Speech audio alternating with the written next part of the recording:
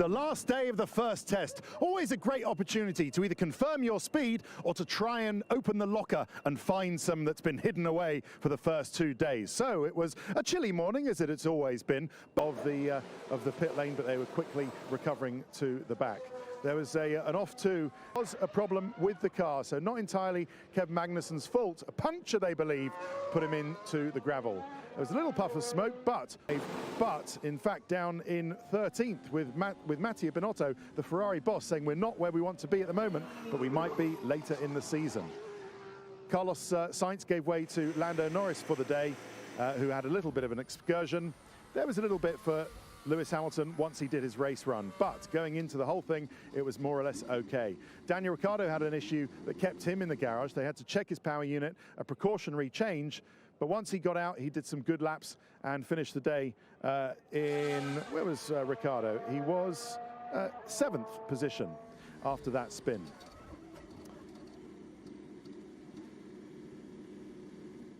But the day has to belong to Mercedes. They were fastest and second fastest with Valtteri Bottas and Lewis Hamilton. So plenty of action, but the innovative car of the test is also the fastest car of the test, whether it's short runs or long runs. Round 1 to Mercedes-Benz. Very warm welcome to George Russell, who's going to get colder as this day. Well, you see, this show starts quite warm, but by the time we get to the end of it, it is bitterly cold in this paddock. Yeah. And you've come underprepared.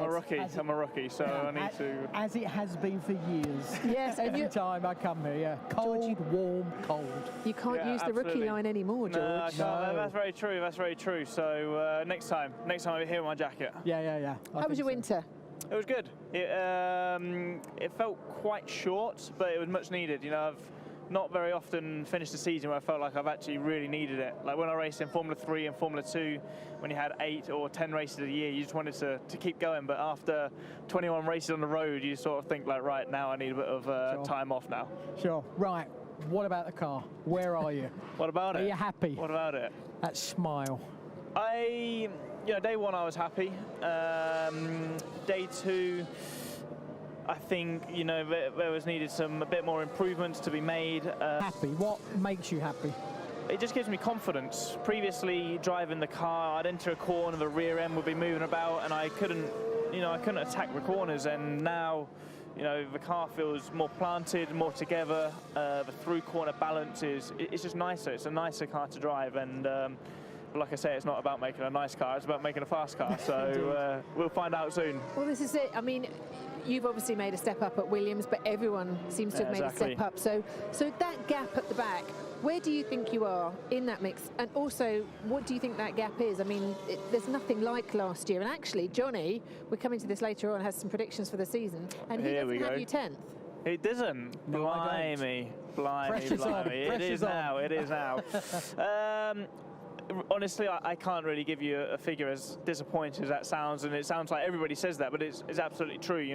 Everyone has to do their certain test program. Some guys have to run high fuel, then some guys have to run low fuel. Then you've got to test a quali mode here and there to make sure it's running okay.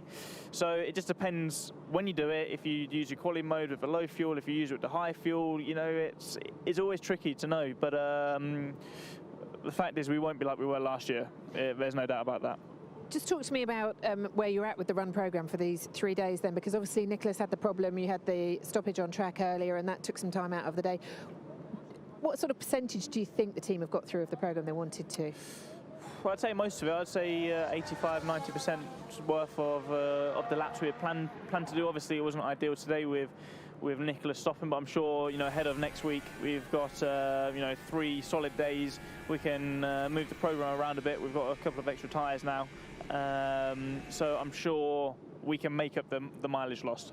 What about handling? Just for what you would want to get from the car in the next sort of test that's coming up, is there one little thing as sort of guys, if we improve this, I think it will help us a lot from your side? Yeah, I think we're struggling a little bit in slow speed corners. Got a bit of understeer slow speed. I think if I can dial that out, there's another couple of attempts there. But generally the car's feeling good. But the thing is, it's so cold here. The tyres are, they're working in a much lower window, which usually at a track like this, when it's super hot, they're sort of screaming for help in the last sector, and you're sliding and slipping all over the place. So now the track's super fast. There's loads of grip down, and Yeah, it feels incredibly fast. I can't imagine what it's like in a Mercedes. Having fun again. Absolutely, absolutely. Now let's talk about teammates. Last year qualifying, you had it covered. This year, what are you expecting from your new teammate? I think I've got to go now. I think. No, Adam says you're fine to stay.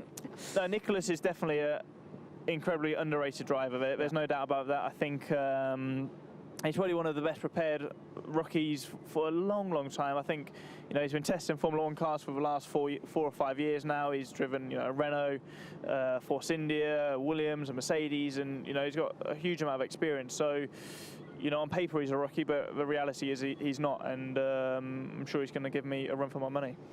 What about the main focus for you? Is it sort of saying, right, I will just focus on beating Latifi, or do you sort of say, okay, I ignore that and I just go for beating everybody else sort of around me? What's your main focus?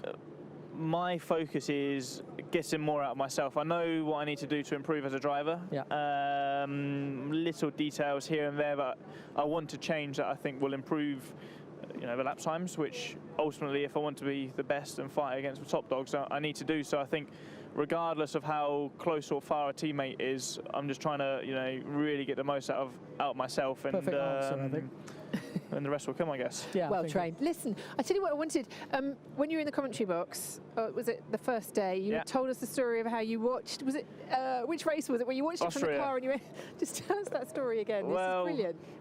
Well, I was saying to Crofty that one of the downsides of being an F1 driver is that you don't get to watch Formula One. It's something I've loved to watch over the past 15 years, and I don't actually know anything what goes on in a race. So I don't know if it was the first or second time I got lapped by Charles and Max. But yeah, near the end of a race when Max lunged him down the inside into the hairpin, I was sort of just watching it in the distance, thinking if he's going to have a go or not, and drifted onto the grass. So yeah, a bit silly, but it was. I had no one in front of me, no one behind me. I was just thought, It's about to tell the tale. Yeah, I was going to say, did the team know? Because you said to us that you never watch races back because you're never on it. They never cover you, and so you come into the pen and say to me, "I had a great battle with Robert out there today." I was like, "Oh, sorry, I didn't know that." Yeah, exactly. I know. I'm sure the team one or two guys picked it up, but they thought.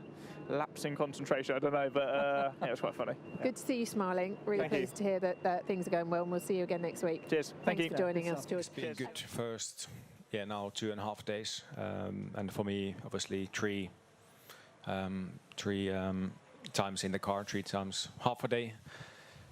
It's not a lot, obviously, yet, and we're halfway through the testing, but can see it's been a good feeling. No massive balance issues with the car or things with the behavior. It's been pretty good, and I feel we've made good improvement every day with the car, even though there was no massive problems. But there's always things you're fine-tuning with the balance, balance through different speeds and types of corners. We've been getting that better and better, more towards where it should be. So actually, end of this morning was already pretty decent feeling. So yeah, I think, although some small issues here and there, like yesterday, but that's kind of part of testing and debugging a bit. But in general, it's been quite good. Yeah, obviously, very, very nice to be on the team running that kind of system. So I think it tells something about the great minds our team has, and for sure, it's not an easy thing to, start.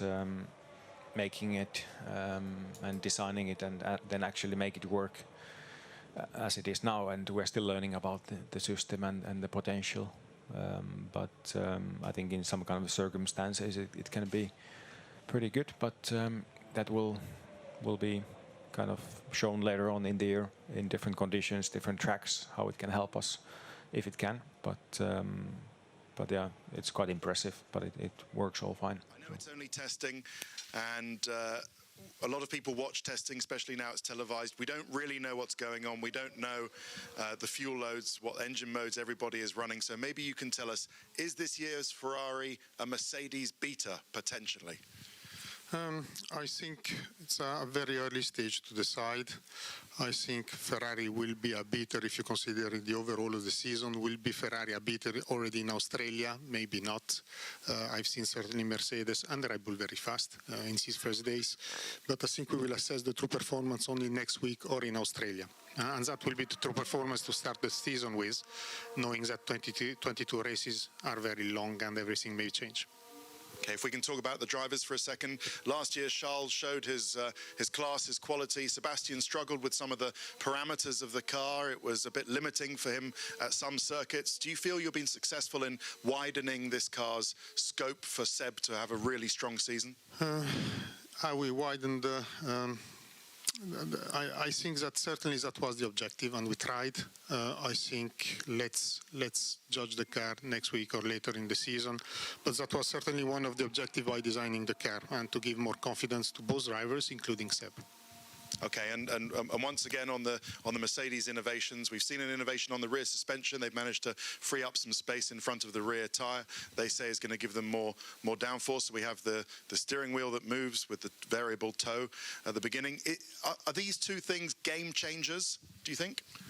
Certainly the Mercedes is a great car, and I see it has shown to be fast. There are a lot of innovations on cars, and I think that few of the solutions which are on the Mercedes have been copied from the Ferrari and vice versa. So I think at the end, the one you've just mentioned are certainly visible. Are they game changer? I don't think so. I think they're part of the entire package, and as such, I think it's a good package they've got. Talk about focusing on yourselves. What do you think the weak points are at the moment of the car? What needs the most work? I don't know yet. We haven't pushed it. So it's all about just collecting laps, collecting data, and just test out the reliability as well. Okay, but in terms of feel, in terms of overall handling, happy with where it's at? Is it relatively manoeuvrable for you? Yeah, it's okay. I think so far I'm happy. There's still, of course, a lot of things to learn as well on the car, and we just continue that next week. Much setup work yet, or does that really start next week? Just scanning a lot of stuff. Imagine you're used to running and you put on your running shoes, and then somebody asks you to run with your flip-flops. You can also do that, but it just feels very different. So obviously it's not quite that extreme, but it's just that you add something that's completely new and feels probably strange and weird at first. But obviously if it gives you an advantage, gives you an edge, and you can fulfill the task, you have the capacity to do it, and with enough practice, then why not? So I think, I don't know if they will run it or not. I think probably it's too early to tell, but for sure it's something they're exploring. At least that's how it looks from the outside. But I'm just thinking that from a driving point of view, it looks easy, push the steering wheel in certain parts of the track, but it's probably, not as straightforward. So, but then again, I think we can get used to a lot of things. You know what? I loved seeing that, and hats off to them, because they have been, I just said it, they've been dominant this whole turbo era, yet they are still the ones pushing everyone else. It should be us and everyone else pushing them, and they're not getting complacent, and I think that's why they've been so dominant. So they're setting an example right now, and as a competitor, I certainly respect that, and it's good for everyone to see how far they're willing to go. Do you think that Renault are going to replicate something like we've seen in the Mercedes cockpit? I don't know. Can you? How fast can you turn something around like that? We'll soon find out. I think everyone up until now, I've never heard of a system like that talked about, so I don't think maybe anyone had really thought about it. I don't want to say anyone, but probably not many people had thought about that, so I don't know if it was ever a conversation had, but I'm sure the conversation's happening at every team right now. That was quite a good day. P2 in the morning, plenty of laps. Can you give us your highlights from today, last day? Yeah, it was a very decent day. Very happy with how it went. Yesterday we struggled a little bit with the car. We did some aero work as well, so we were not sure where we were. But today we put the car back in place, and yeah, it felt good. We know what direction to take for further running, so we should be improving from there on. I know it's hard, but if you could pick two things you've learned from the car, what would that be? I will keep that for ourselves. I think it is important to keep it quite secret at the moment, but yeah, I think today gave us a really clear direction on what we should improve. But overall, yeah, it's nice to be second, but it's only testing, so it doesn't mean much. But yeah, hopefully we can be again in those positions in the future. Or at least, like, what have you enjoyed most of this new car, your new baby, for like during this first week? Yeah, well, it's so fast. It's just flying out there on the track. Most of the corners are flat out, which is just a fantastic feeling. I think we're going to break most of the records on the tracks this year. Yeah, it's definitely the best car I've driven ever, so it's cool. Coming to the end of this first week of testing, marks out of 10 for your team? I would say not far from 10, to be honest. For various reasons. First of all, it was great to see that we could do a lot of laps. Reliability is great. I think it's by far the best start for McLaren into a winter testing campaign since many, many years. So a great reward also for all the people at McLaren, because we put in a lot of energy this winter to get to this point. So that was great to see. The car is also behaving as expected. We're in the process already to bring also new parts to the car. For example, the new front wing today. Also these parts are working as expected. So very, very happy. We could tick off a lot of boxes already off the job list. At the same time, it's still early days and still a lot of hard work ahead of us. Fascinating innovation to Formula One. Never been seen before, and it's got the whole of the paddock talking. But what is it? What does it do? And how does it help Lewis Hamilton and Valtteri Bottas go faster in their car? First thing, its name. It's called dual axis steering. It's because effectively it has two axes. The steering works side to side as you normally would, but then it can go forwards and backwards. So what is that forwards and backwards motion actually doing? Well, it concerns the position of the front tyres. And to simplify it, I've got my own Formula One car here, all right? It doesn't have the back of it, but it's the front that matters. So the driver will be sitting more or less here, his feet will be more or less here, and he's driving like this. So from the steering wheel, it's got a steering column that goes down to his feet, and then some track rods that go out to the front tyres. So what's he doing? Well, first of all, it's important to say what this is. So this controls the toe of the front tyres. That's TOE, not TOW, like a aerodynamic toe. So toe is when the tyres actually come out a little bit. So the teams will set the car up with a little bit of outwards toe by about between 1.5 and 2 degrees. Not so much. We're exaggerating it here a little bit for effect so you can see what it looks like. It doesn't look as much as this. It's only a couple of degrees. But what it does, the reason they do that is that if you think about it, when the driver brakes and goes into a corner, the natural motion is for these tyres going to come in a little bit. And the other reason they do it is to help balance the cars, to help give the driver the feeling he needs from rear tyre to front tyre. So while the driver is braking, as the toe comes in, effectively the front of the car is talking to the back of the car, giving the car a good balance, a nice sharp turn in, good confidence, and it's just much nicer to drive. If the toe of the car was straight like this, and then it just comes in under braking, it would feel really weird. The back would go all loose, the driver would hate it. It would feel a nightmare. So that's why the car is set up with a little bit of toe out, like this. Now, that's fine, but it does have a couple of side effects. First of all, on the straight, if you can imagine, the front tyres are going like that and they're toe out. That means that there's a little bit of scrub, a little bit of action around this area of the tyre they don't really want. It's a bit ski-whiff. You can imagine it going out. Now that's a good compromise. It's fine for the compromise. They want it, but it's something the teams would really rather do without. So someone clever within Mercedes has thought, I know, what if we can change that? What if on the straight we can do something where the driver can maybe pull something and just pull the tyres in like that? Wouldn't that be clever? How could we do that? And that's what they came up with. That's why we see Hamilton and Bottas, we'll just keep it there, they pull the steering wheel in and the tyres go from that to that. Now that has two benefits. First of all, on the straight, you're not having that extra sort of scrubbing section that can generate unwanted heat and maybe overheat this shoulder, inner shoulder of the tyre and cause blisters. And secondly, it's a little bit better for straight line speed. Not a lot, but a little bit better. So the tyres are straight like that.